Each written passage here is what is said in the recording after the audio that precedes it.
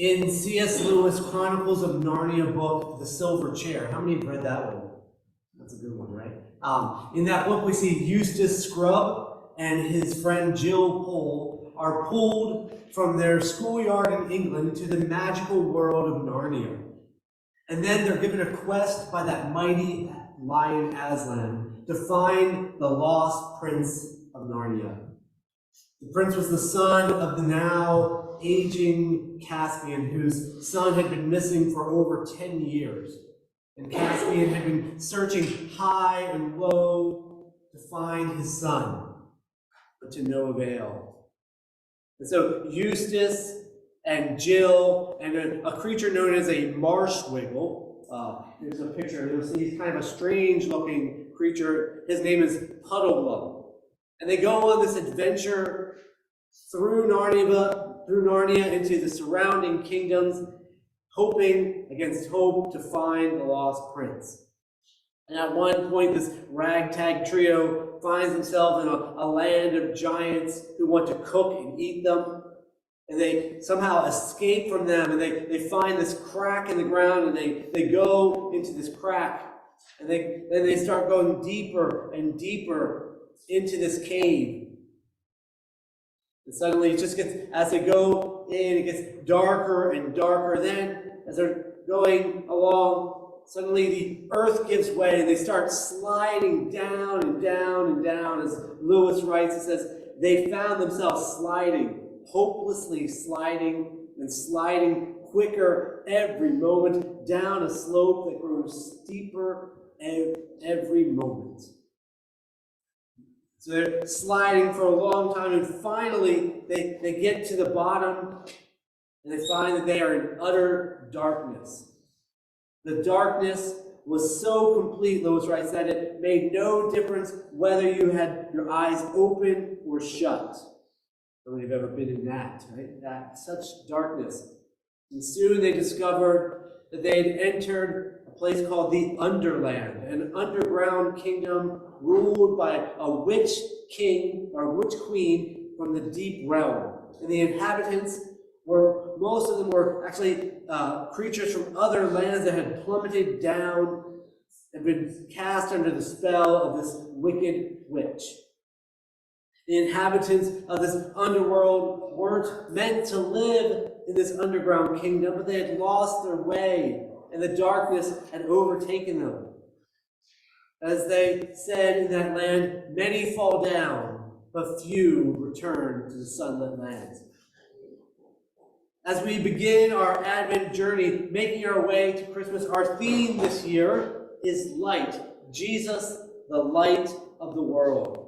And our theme verse we're going to be taking from is John 8:12, which says, I am the light of the world. Anyone who follows me will never walk in darkness, but will have the light of life. And each week, as we light the Advent candles, we worship together, we remember that Jesus is our light. He is our light of hope, our light of peace, our light of joy, and our light of love. And as we're all aware, light plays such a significant role in our Christmas celebrations. And if you're like me, you love to see all the Christmas lights and holiday lights all around us. I remember we lived in San Antonio, and there was this one street that one year I drove by, and it was completely nuts. I mean, this had thousands upon thousands of lights covering homes, trees, and yards. I think Clark Griswold would be put to shame, right? The streets were lined with lights. I remember my favorite was this one house that would, you tune your radio to a certain radio station, and the lights would just dance all around to the music. It was unbelievable. Because Christmas was a season of light. A time to celebrate that the light has come into the world. And that light of Jesus brings hope and peace and joy and love. But before we get into the light, we kind of have to look back at why we have this light, because of the darkness. Because light is significant because of its effect on darkness. I gave times where I'm sitting at the kitchen table reading or something, and then Dawn walks over to the switch and flicks it down, turning off the light. You know what happens? Nothing really, because it's a bright day out. There's no point in having the light on, you're just wasting electricity, right? And so you turn it off because there's no reason. You don't need that light to expel any darkness. It's already gone. But then there are the other times where you're there reading, and then slowly the light fades, and you have to turn on a light, or you'll be reading while you're squinting, and it's not real good, right? So as we think about this, we have to really think about the darkness, and when we live in a dark world. You turn on the news, you do whatever it is, and you can quickly see the darkness all around us. Violence, death, destruction, greed, manipulation, abuse.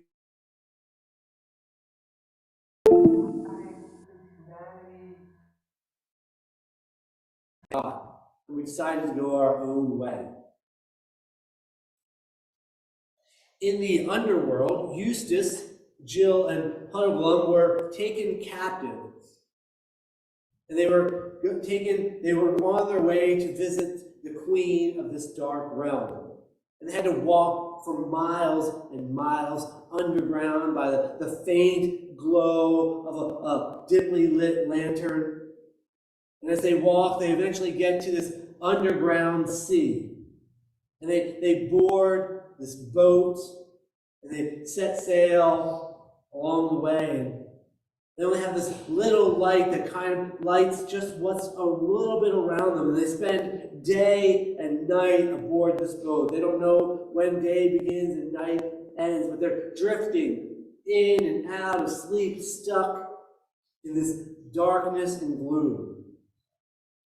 Lewis writes that the worst thing about it is that you begin to feel as if you've always lived on that ship, in the darkness. And you begin to wonder whether the sun, or the blue sky, the wind, and the birds have only been a dream. And like this dark realm of Narnia, the darkness of our sin has overtaken our world. We've become, in a sense, accustomed to it. We're walking in darkness has become a normal way of life. Jesus says that the one who walks in darkness doesn't know where he's going. And I'm sure we've been there before. You wake up in the middle of the night and you want to get from one place to another, and it's dark, but you don't want to really wake yourself up, so you kind of slowly creep along, trying not to step on anything, and then all of a sudden, ow! Right? You step on something, or you hit your shin on something, and all of a sudden, you're awake and in pain. You thought you knew what you were doing. You thought you could navigate your way through the darkness, but you were wrong. Because the darkness keeps us from seeing the obstacles that we should easily avoid. Like a married man who flirts harmlessly with another woman, or a businessman who borrows money from his company, or a politician who accepts contributions from an unsavory organization. Those things that we might avoid in the light become hazards that trip us up as we make our way through the darkness. After an unknown period of time, Eustace, Jill, and Puddleglum finally land on the other side of this dark sea. And they arrive at this underground city where many have sunk, but few return to the sunlit land. And they're brought there to meet the witch queen. As they're waiting, they discover that they've found the sunk Prince of Narnia, who's been enchanted by this queen and forgotten who he was, except for a few hours when they chain him to this silver chair. And yet these three, they find a way to free the prince, and they're attempting to escape. And as they're trying to escape, the witch queen appears. And they beg for them they beg just to have safe conduct so they can return to their place. The prince asks the witch to help them, but she says nothing. But slowly, She just keeps her eyes on them and makes her way over to the fire. And she throws some green powder on it, which it says it did not blaze, but a sweet, drowsy smell came from it. And then she pulls out an instrument like a mandolin and slowly begins to play a steady, monotonous drumming. Living in darkness overtakes our perception. The darkness has warped our understanding of reality. What was wrong now feels right. What was right seems wrong. Truth and lies feel indistinguishable because we've come to love darkness rather than light.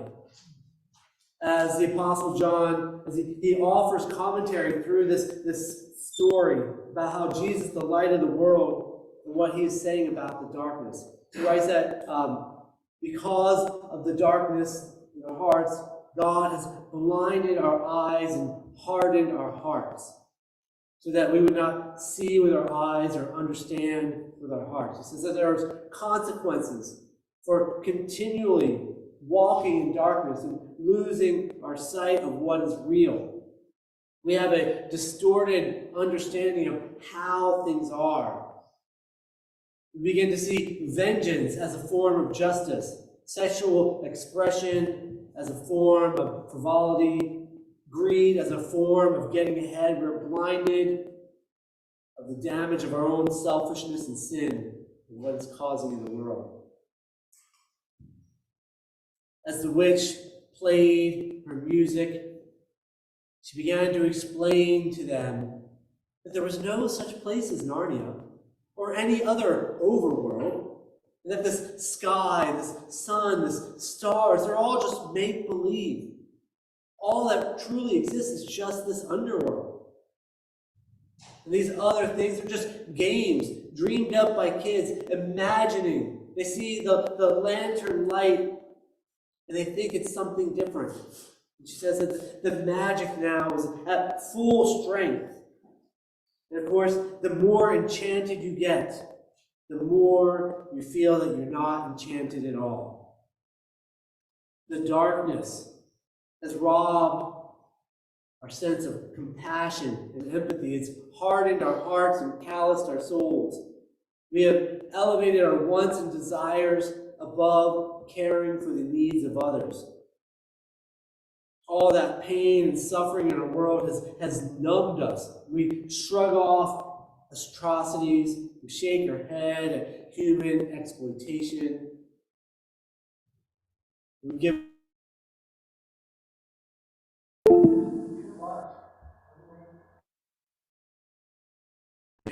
we just go on doing nothing.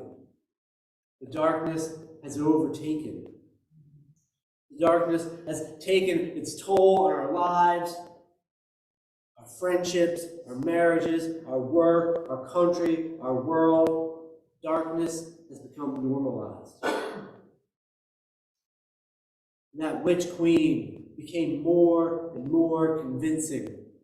She said that the sun is a dream, and there's nothing in that dream that was not copied from this lamp. The lamp is the real thing. The sun is but a tale, a children's story.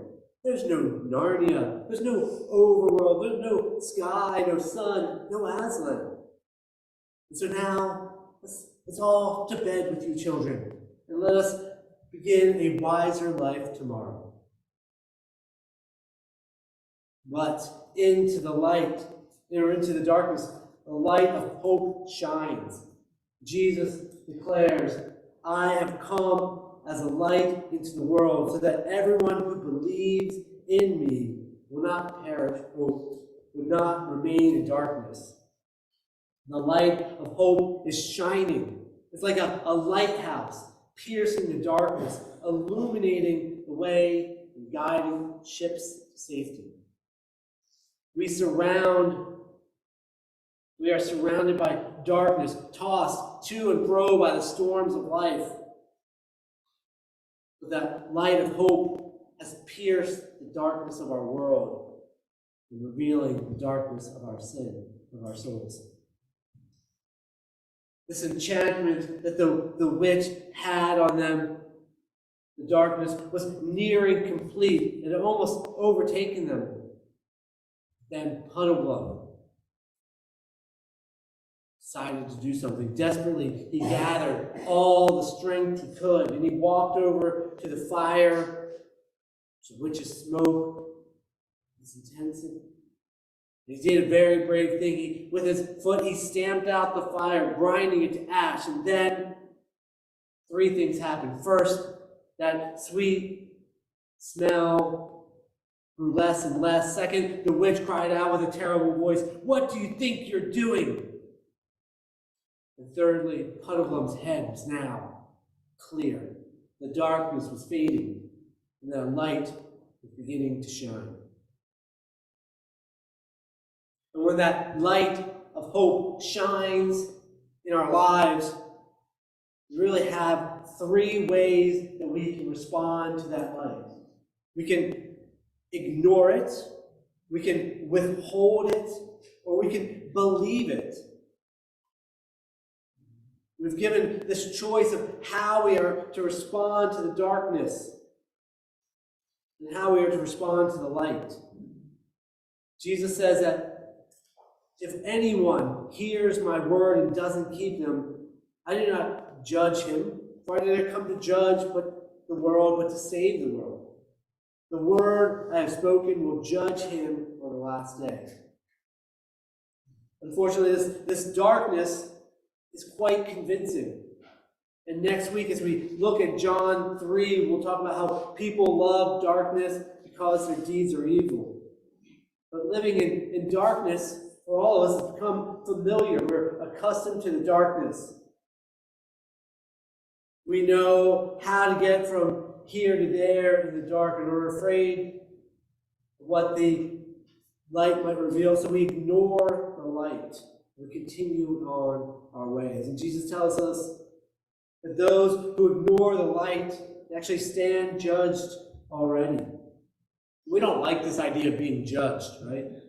No one wants to be judged, and we wonder, what does God think? Who does God think he is to judge us? Jesus is saying that it's not really God who's judging us. We're judging ourselves. That we're judged by how we respond to the light. Jesus says, if anyone hears my word but doesn't keep them, I don't judge them. The words I have spoken will judge him. So going back to that illustration of that lighthouse. Imagine if you were out on the sea in a ship being tossed to and fro, and there's that lighthouse, that light, that beacon of hope that can guide you to that safe harbor. What would happen if you just chose to ignore it? You figure, you've been a sailor long enough. You don't need no stinking lighthouse. You can get yourself to where you need to be. So who's responsible then for your safety? The safety of your boat, your crew? Will you not be judged because of your response to that lighthouse? And so Jesus, as our lighthouse shining in the darkness, we are called to make a choice. We can turn a blind eye, we can ignore that light, but there are other choices. Now we think that maybe often our choices are binary, right? True or false, yes or no, black or white. But we also live in a world full of plenty of grays. And many of us see that light, and we're excited by the light, but we also keep that light to ourselves. Like we talked about last week, where we hide that light under a basket. John tells us that many did believe in Jesus, even among the rulers, but because of the Pharisees, they did not confess him. Imagine yourself back on that ship, and you maybe your captain doesn't see the lighthouse, but you see it. And so, how could you respond? What if you just decide, well, I'll just keep that information to myself? Seems a little ridiculous, right?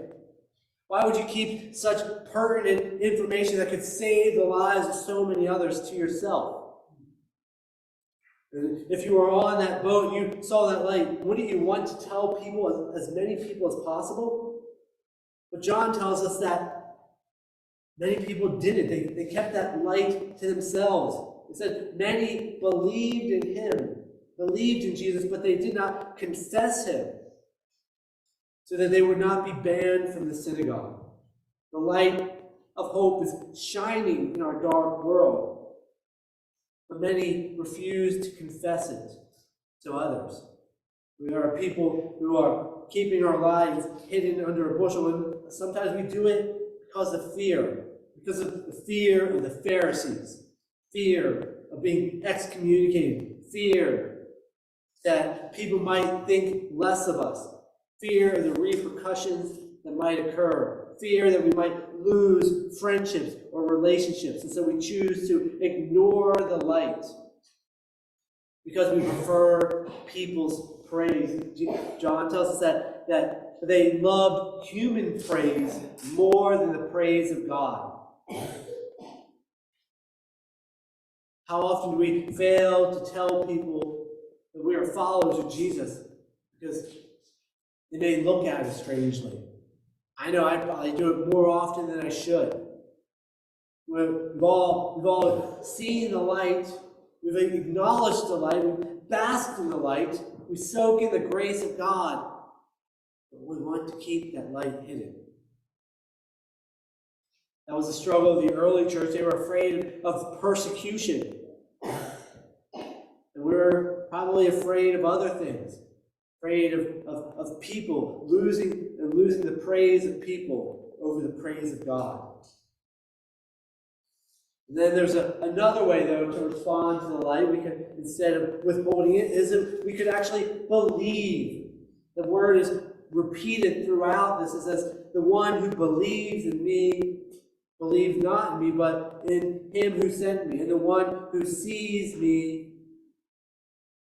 sees him who sent me. I have come as a light into the world so that everyone who believes in me will not remain in darkness. 2,000 years ago, that little town of Bethlehem, the light dawned, bringing hope to our darkened world. Jesus, the light of hope, pierces the darkness, reveals the way we were created to be. The light of hope declares that living in darkness is not how we were designed, and it's not how we will always be.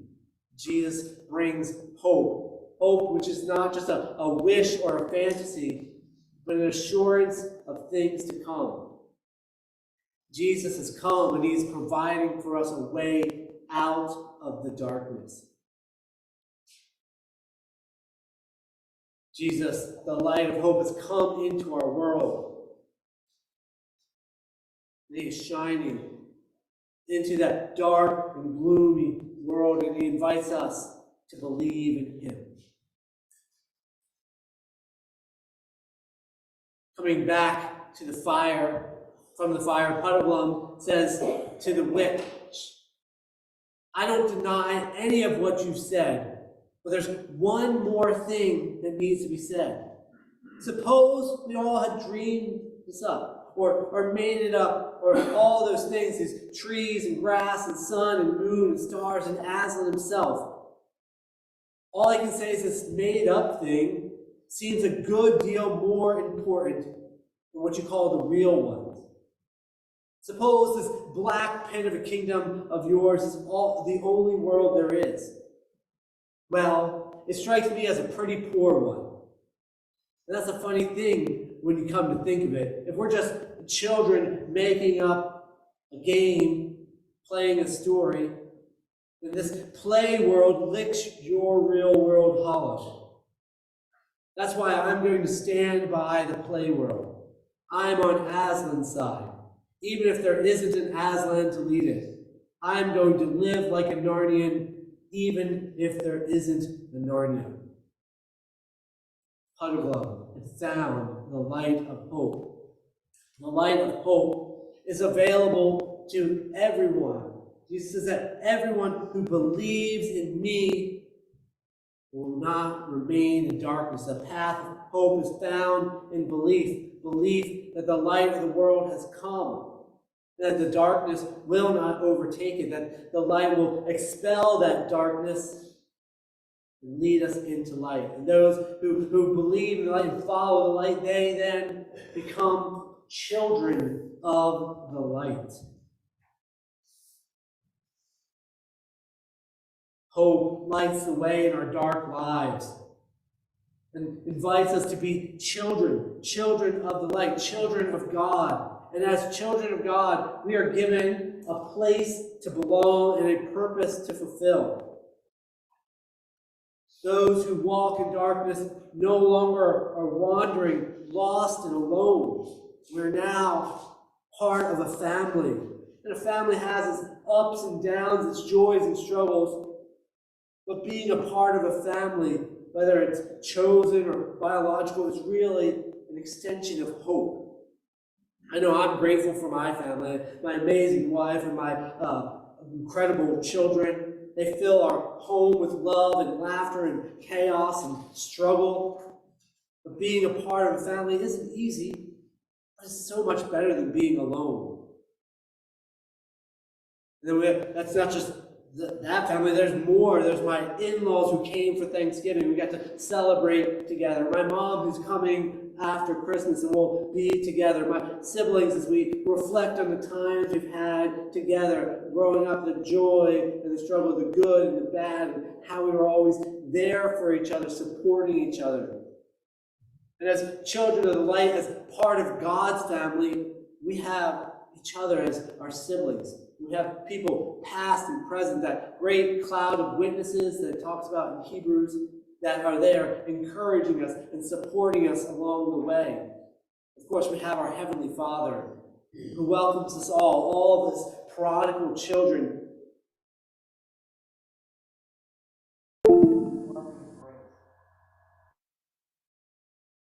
Part of the family, we all have a purpose, something to do. Each of us as members of our family have function and purpose. We have children and parents and grandparents, aunts and uncles, and all those people that we all grow in roles that change over time.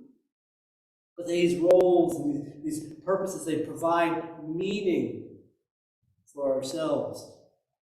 And I'm grateful for my role in family, being a husband, a father, a son, a brother, an uncle, a son-in-law, all these different things. The family teaches us all about hope and love, and grace and peace and forgiveness and patience. As children of the light, we are granted the rights and privileges of being God's little lights in our world. The little lights that shine, reflecting the light of God into the darkness around us. God has rescued us. He's commissioned us to take His light and help rescue others. Not to spoil how the story ends, but Eustace and Jill and Puddleglum and the prince slay the witch, break the curse over those who lived in the underworld. And they escaped. They discovered the queen's nefarious plan to try to take over Narnia. They were able to overtake that. And thanks that they were able to return to the sunlit land. And thanks to their bravery, darkness was vanquished and hope was shining bright. They were able to celebrate just like they did in the days of the old high kings and queens.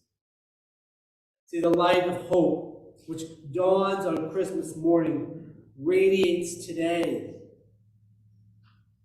And as we sing, our hope is built on nothing less than Jesus' blood and righteousness. We dare not trust the sweetest frame, but wholly trust in Jesus' name. Amen.